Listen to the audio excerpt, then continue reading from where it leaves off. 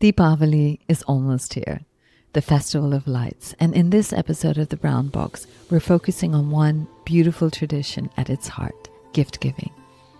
Gifts are one of the most joyful parts of Deepavali. From new clothes to jewelry, if you're lucky, or a luxurious box of decadent mithai, gifts make Deepavali special. But today I want to look at gift giving from a different angle. Not to take away from the joy and fun of it all, that's important too, but to explore how we might make our gifts a little more meaningful. Maybe it's about choosing something that really speaks to the person you're giving it to, or finding ways our gifts can create a ripple effect beyond that single moment of exchange, and perhaps even change a person's life. Welcome to The Brown Box. Today's guest is Sapna Kewalramani Malhotra, founder of Rise and Thrive, a charity that provides hands-on business skills training for women running small home businesses. These are women who have taken on the responsibility of caring for young children, supporting family members who might have disabilities or illnesses, or looking after aging parents and relatives. These are women who are also still holding on to their own dreams of contributing, creating, becoming self-sufficient, and standing on their own. My hope is that this Deepavali, Sapna's story, the story of the women of Rise and Thrive, will remind us that the gifts we give can be joyful celebrations, but they can also hold meaning and create impact. We start where we always start, at the beginning. For Sapna, the beginning was in Nigeria. It was very joyful, very sunny. I went to a school with children from 50 different nationalities. The school song was Hand in Hand, building a world of sweet harmony. So you can just imagine the school and how full of sunshine it was. My caregivers, my teachers who were Nigerians made me feel so loved, so whole, so safe, so fun. It makes you a person who's quite curious, I think. Your worldview is quite broad, I think, when you've lived in multiple countries or come from different countries. So I feel like it was a real gift to grow up in a place that kind of encouraged that curiosity and looking deeper. When I think back to being a child, it was literally like collecting grasshoppers and chasing my bunny in the garden. I remember Diwali a lot. I remember this time of year, which was always so joyful. And I think being Indian outside India, you held on to all our Indianisms a lot. So for us, Diwali was a time where you could open up your home to everyone. I was in charge of making cards for everyone on that day. Those times you didn't have scanners and photocopiers and emails, right? So you made 100 cards. And so it was really fun. And doing rangoli. Of course, there were challenges. Of course, my parents sometimes were very stressed. There were very good times. There were very difficult times. But I think when I look back, I'm really grateful for the first 10, 12 years of my life being a very solid foundation. I think it really matters. This image of a young Sapna handcrafting Deepavali cards is a gentle reminder of what we've lost in this age of convenience, when sending a gift is as simple as opening a Grab app and getting something delivered. Simple, easy, efficient, but definitely not as special. I asked Sapna about her family, who was at the center of her world. It was my mom. I think we talk about women today a lot. I have 2 younger sisters, so a very woman-dominated family. And I think my parents, of course, played a huge role. My mom and dad had very typical Indian family roles. My mom was a homemaker. My dad was out working super hard. But I think it was also the caregivers that I mentioned who really played a huge part. I think when you live in a country like Nigeria, there are a lot of people helping you bring up your children. I had a story I wanted to share. So we had a nanny who we're still very much in touch with 40 years later. She's been with our family since before I was born. She came to our family at 14 years old because she had lost her mother and they really needed someone to earn for the family. Her dad had asked my parents to give her a job, to which I think now when I reflect, this really shaped me because my parents said to her, you can work for us, but only if you go to school.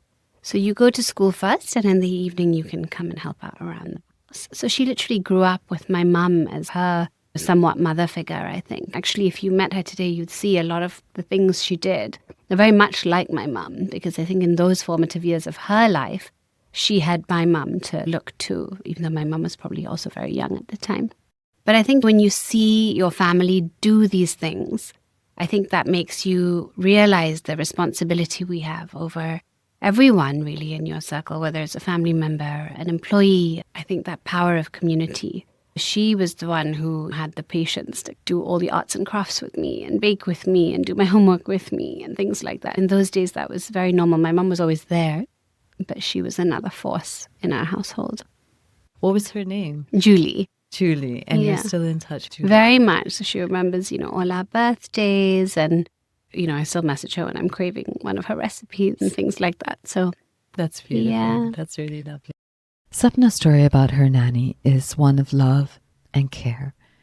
And it's also a reminder that some gifts, in this case, the gift of education, gifts like this have the power to change a life. I now want to ask her about privilege because it's something I personally grapple with, knowing I've had opportunities and wanting to use them to help others, but also not wanting to fall into a savior mindset. How did Sapna and her family navigate that balance? My parents came from the generation of partition and things like that. So I think it really wasn't a privilege that was ever taken lightly. I think the fact that they could be in a place of success, the fact that their parents had worked so hard, having actually experienced literally being homeless at some point, was always something that I felt was an underlying value, maybe I would say. Yeah, so for my dad, it was always about hard work, sincerity. Like, it was always, there's no success without it. So it wasn't that we were these privileged people who just came in. It was, look, we work really hard. Some people work super hard and don't get these opportunities. So never take it for granted that you were not only working hard, but also given the opportunity. There is a little bit of that sort of luck and faith and blessing from somewhere to put you in that position. And not everyone gets that. And so never take it for granted. I think my dad isn't the most articulate Indian dad. So my mum put it into words, my dad put it into action. But I think together that really underpinned who we were. So I really don't think it came from a place of savior mentality. I think it came from a place of pay it forward.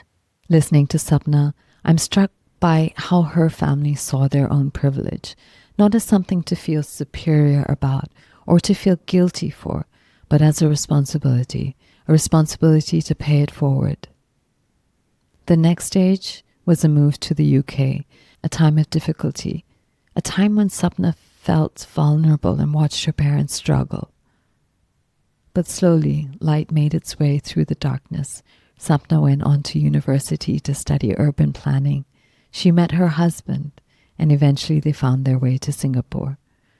I wonder what she made of the city when she first arrived. Absolutely loved it. I think it was the best decisions we ever made. That was about 15 years ago.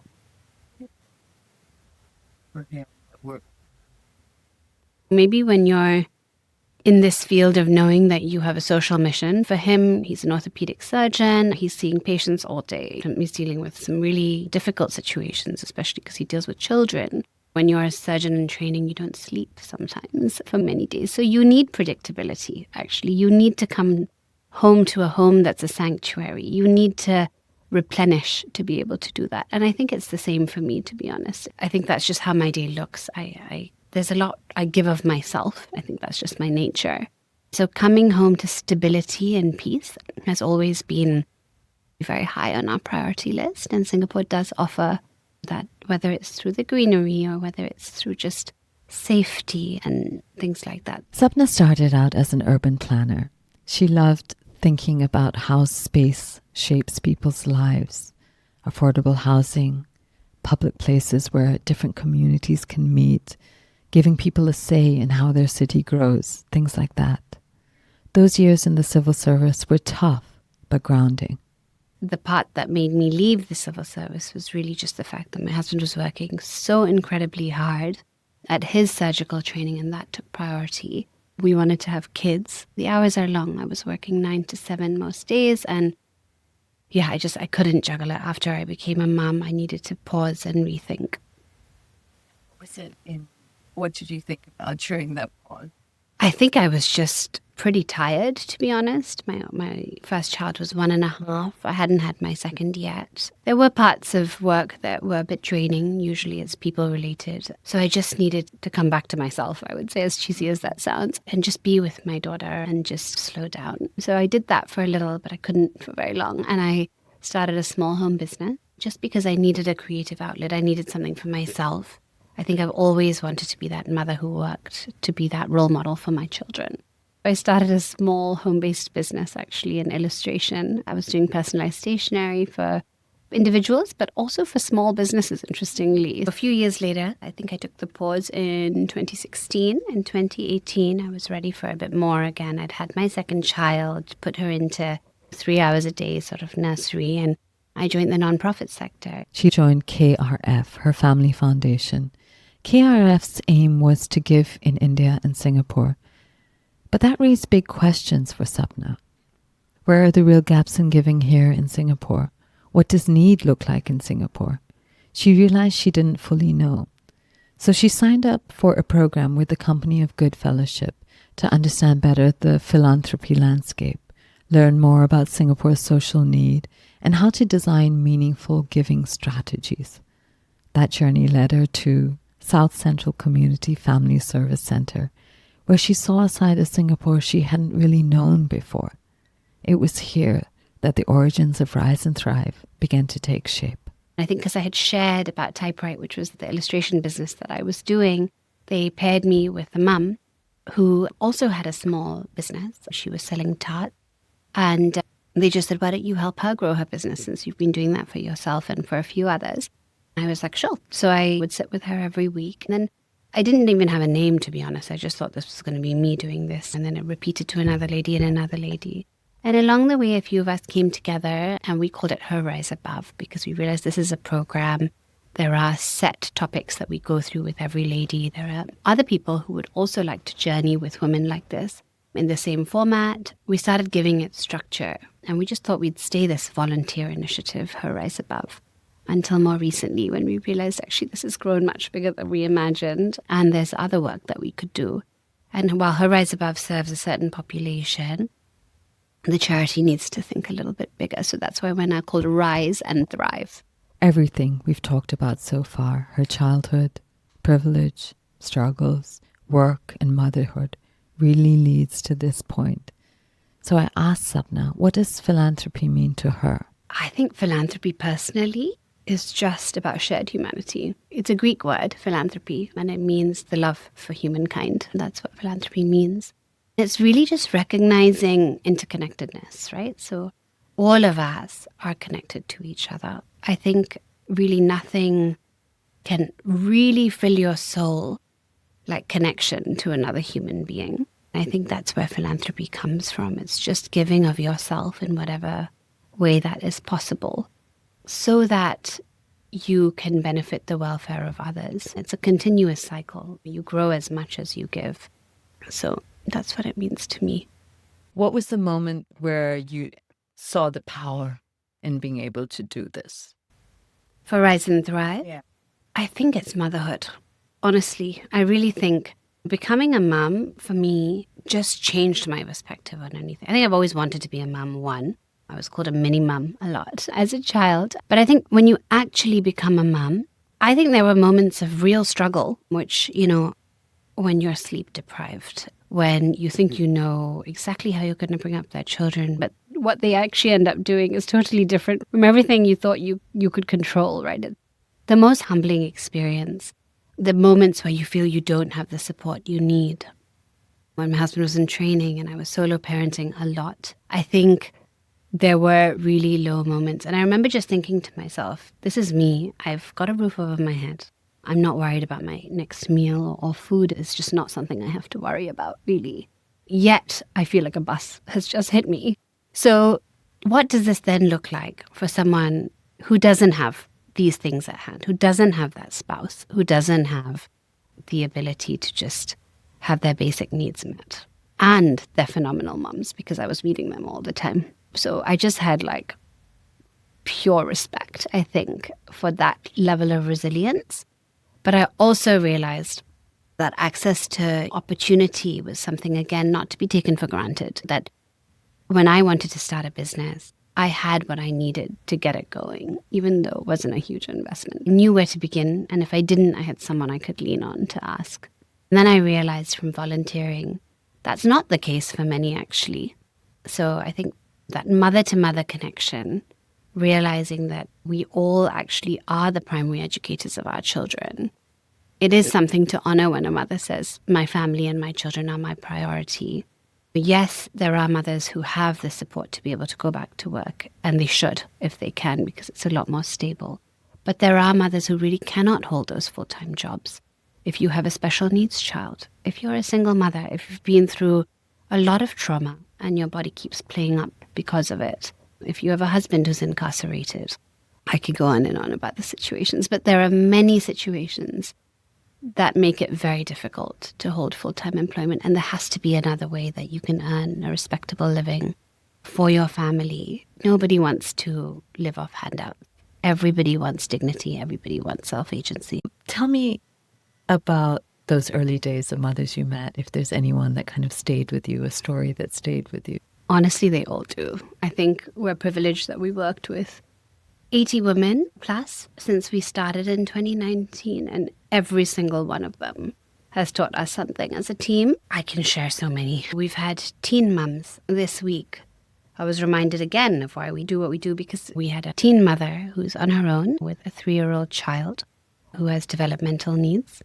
When you are a single mother trying to bring up a child so young without the support system you need, the child does get impacted, unfortunately, by all of that experience. Children are like sponges. This mum has a craft business, and she has been doing everything she can to be selling and earning for herself alongside bringing up this child, and put him in daycare. And we were so thrilled because she was going to go back to employment. She said, you know what, I'm going to find. And we found this incredible opportunity alongside her where she could develop her business but also work and earn at the same time. And she also found another opportunity to work in retail. So we thought, this is great. The day she was supposed to start, the child was hospitalized for a high fever. And we just thought, oh gosh, like, how? But I know, because I know this lady now for a few years, I know she has what it takes to pick herself back up. I know she'll do it. I know that when the child is better, which I really hope he will be very soon, she will go out and find that next opportunity, and she will do it. We have another mum who just went through a very traumatic separation from her husband with an alleged abuse. This was a really tough one. And so she was a tigress, just protecting her 2 daughters from anything that could possibly come to harm them. Work was just not something she could handle. She was dealing with protection orders and really difficult divorce and no money, actually, living in a shelter, then living in a rental home. But she had all the resilience and the courage to say, you know what, I'm going to do something because I need to be that person for my daughters. So she started a home business. She did it for a few years. She worked super hard at it. She was very entrepreneurial. She started a school canteen. Now she runs them both side by side.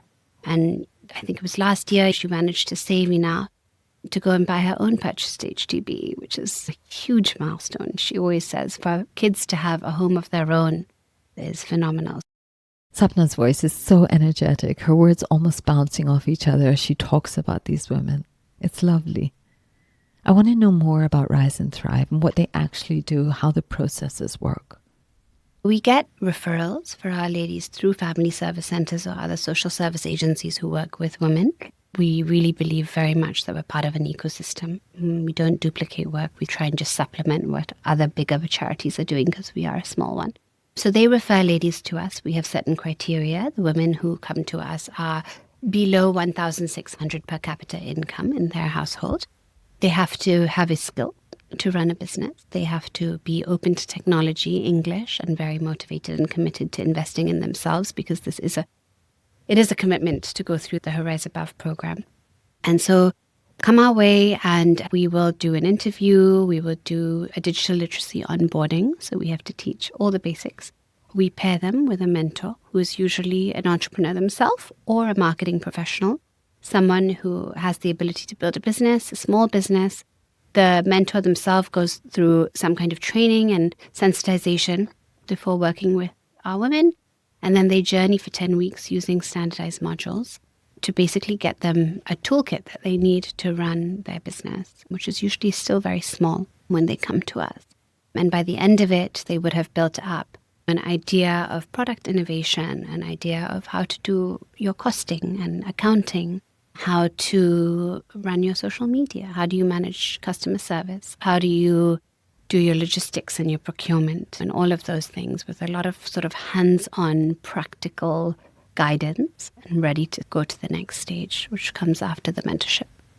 I think it's incredibly challenging for the women. And sometimes we also have to really come back to our North Star, that we are a program who is trying to catch the people who are falling through the cracks of the other programs, right? But we do get them to sign a bit of a manifesto declaration that really does instill this idea of I am investing in myself, I am committed, and I will get what I put in. These women face so much illness, caregiving, legal battles, constant starts and stops.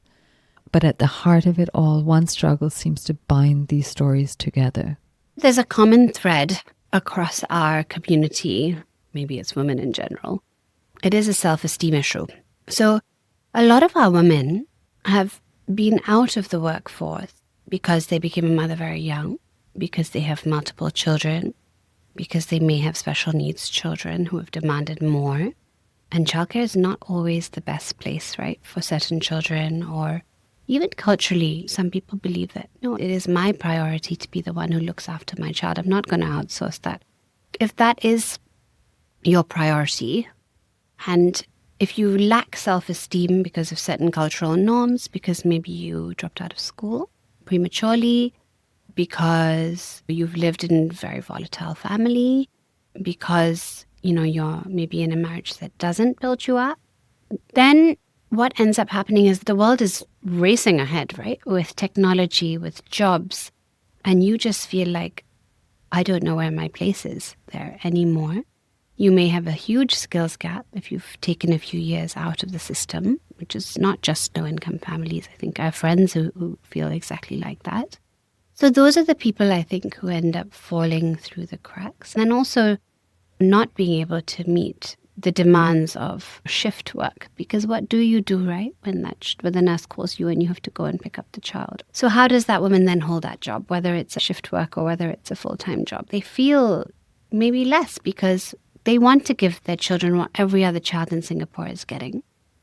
But it's expensive. So even if you're not paying a lot for school, people are spending heaps of money on tuition and extracurricular and every class under the sun. And if, you're earning 1,600 per capita income, that's not within reach for you, actually. So there's a lot of ways that I think there is a group that are falling through the cracks of the system. Let's linger here for a moment. This isn't just a low-income family's struggle story. It's about what happens when self-esteem erodes. And this can happen to anyone. We're battered by cultural expectation, the trade-offs of motherhood, and life in a fast-paced, very expensive city. Inspired by these women who are doing the work and reaching for a better life, I asked Sapna, what can we do? What does volunteering with Rise and Thrive look like? For someone who wants to volunteer with us, it is a deep sort of commitment. We have the guide route, so you could actually mentor a lady, and that looks like 3 months of meeting weekly and training. But it is very fulfilling because you become this ally, this champion, this cheerleader. And really that relationship goes on for very long, even after the mentorship is over. If you have a specialization, like for example, if you are a finance professional, we do have a bookkeeping program where we try and instill stronger account keeping habits in the ladies. So that is a track that we have. Again, it's very one-to-one, and you meet ladies and you help them really go through their sheets and understand what have been their expenditure, what is their income, what are strategies going forward. If social media and marketing are your forte, please come our way, because our ladies really struggle, as many of us do, putting our face and their voice out there. There is this humility, I think, that holds them back sometimes from knowing how to post, knowing how to put their businesses out there a little bit more, but something they need a lot. We believe every business should stand on their own sustainably. So anyone who's got expertise in fundraising, anyone who has expertise in governance and charities governance, audit. These are all things that are incredibly helpful for us as we grow. Hearing all the ways volunteers show up as mentors, guides, allies made me wonder, what does success look like at Rise and Thrive? I think for us, success is really, it's about confidence in every woman that we work with. It's about financial stability. It's about family stability. So I think where women have achieved those, we have succeeded. And that is also very subjective, right? So we actually measure our progress, but we also measure the women's independent goals, because every lady has her own individualized goals for what she wants. So we measure our success based on the lady's measure of her own success. So we do that annually with the women. As an organization, we are moving into something a little bit deeper, which goes into mindset. I think just as there have been such incredible entrepreneurs who are willing to step forward and volunteer to guide our ladies, there are also an incredible pool of wellness practitioners, so coaches, NLP practitioners, people who do things like art therapy, music therapy, things that are beyond traditional counseling, because that's really well covered, but things that our ladies are seeking, especially after a few years of doing other programs. They realize that sometimes it's themselves holding them back, and they really want to overcome those mindset barriers and go into more of a growth mindset and have those sort of life skills and tools to help them make well-informed decisions, to really look objectively at some of those patterns that keep us where we are and be able to have the courage to overcome them. We have a program that we're piloting. It's very small at the moment because we are a bit resource strapped, but I think that is where I hope to be in 5 years. We call it the Elevating Collective. These opportunities are rampant in Singapore, but very out of reach to the community we work with. What do you think is the role of the younger generation? I do think the younger generation is so conscious. I think it's the education system, right? So whether you care deeply about climate, or you care deeply about animals, or you care deeply about uplifting society, we have some incredible student volunteers who come our way who are definitely far more mature than I was when I was their age. I would say, and this is going a bit spiritual, but I do think we're all born with a certain dharma, with a certain purpose. And I think everyone is born with certain strengths. And the sooner you can learn yourself and look inward and say, look, what was I given? I landed on this earth with certain sort of skills, inclinations, things that come naturally to me, things that set me alive. What are those things? Because those are your gifts to give, actually. So I think if young people can figure out their unique value proposition and hone in on that and know that it wasn't given to them purely for themselves, it was given to them for a larger purpose, I think we have enough incredible diversity of skills, brains, creativity, knowledge to really uplift and move needles where it's needed. The word dharma is just so beautiful, because we can go through life just being pulled and tugged in all sorts of directions, and especially in Singapore, basically pulled towards money, So what is the beauty of following your dharma? What has it given you? I think, honestly, it's a gift that keeps giving. Once you open up that sort of box, once you start going inward and you start thinking of who you've always been, what are those common threads through your life, what are the things that always keep coming your way, when you start seeing those patterns, I think it puts you on this amazing role of learning more, contributing more, meeting more like-minded people. Life just gets fuller and more whole and more meaningful. We've talked about what one person can do, but companies give too. And yet so much of corporate giving can feel like a photo op. A day of painting walls, cutting vegetables, a check handed over. I asked Sapna, what does it look like when a company decides to give in a way that's thoughtful and lasting, not just for show? Our own office actually doesn't only do philanthropy. We also have other functions. And if you ask the people in our office what sort of keeps them in our office for many years, it's often this piece of the work. It's the meaningful side of it. While they may be working on accounts or they may be working on another function, knowing that they're part of something greater, it really does build a lot of team loyalty, I would say, and so much more.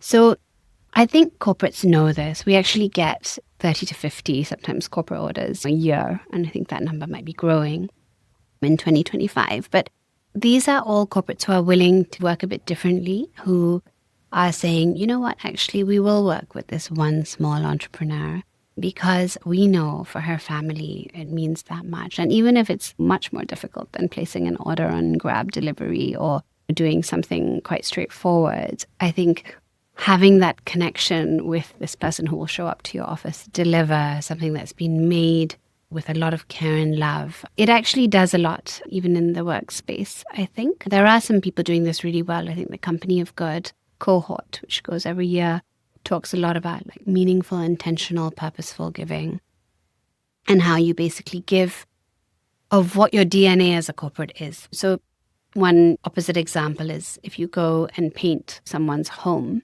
you think you're doing a day of service and you're doing team building, but actually you've deprived a painter of his job in some ways. Can you give of your strengths as an organization? Can you give of those skills, of those tools, of those resources? Because actually, if every corporate thought like that, there actually wouldn't be a need for philanthropy anymore. There wouldn't be these gaps. If everybody had that responsibility over their employees and their families, if everybody thought a bit more about the earth, I think, yeah, we'd be in a very different place. Rise and Thrive has a Deepavali catalog where you can buy the creations of these mothers, the risers who are rebuilding their lives. I asked Sapna to tell me more about it. We're actually known a lot for food businesses. 60% of our risers are food businesses, but we also have many other risers. So we have risers who do craft businesses like crochet or lifestyle sewn products, really lovely ones that make great gifts. We do beauty, so there's ladies who do eyelashes and nails and Ayurvedic products. We do 4 catalogs a year. I would say the Deepavali catalog is our biggest one. 17 of our ladies are part of it. They have their offerings, which are really cool, like mithai reimagined, like chai brownies and really cool ones. You must take a look. And they are also ladies who are catering, so you can gift a meal. You can purchase a meal, which will then be distributed through our partners, Smile Salam, and also through Angulia Mosque to workers. So that's always very popular at Deepavali time. We've also got lots of other gifting for people who are more into wellness. There are also direct contacts of all of our ladies. Our ladies are mothers, they are caregivers, they are women who are standing tall in this journey of being financially independent and role models for their children. They put a lot of heart into developing these products every year. We spend a long time innovating them. Our team tries each and every one of them, and we vouch for all of them. We hope that after the catalogue, they then get this whole new, fresh community of customers who will then reorder from them. So that's the intention of the catalogue. If you see the title, it's Her Creations, Your Celebrations, Our Community. It's really about making those celebrations more meaningful, because when any of us host with our ladies' products, we love telling her story. And so, yeah, hopefully others will feel the same. That's something. Yeah. Thank you so much. Thank you. This Thanks is lovely. for sharing. Thank you for the opportunity. Listening to Sapna and the stories of the women of Rise and Thrive, I'm reminded that giving with intention isn't always the easy path. It asks for thought, for care, for time, for commitment. But when done right, a gift can light up not only your home, but also another. If you'd like to purchase gifts from their Deepavali catalog, the link is below. Remember, it's not just gifts. You can also sponsor a meal. Thank you for listening to this episode of The Brown Box. Happy Deepavali. I hope you'll join us next week as we tell the story of another inspiring brown woman from Singapore.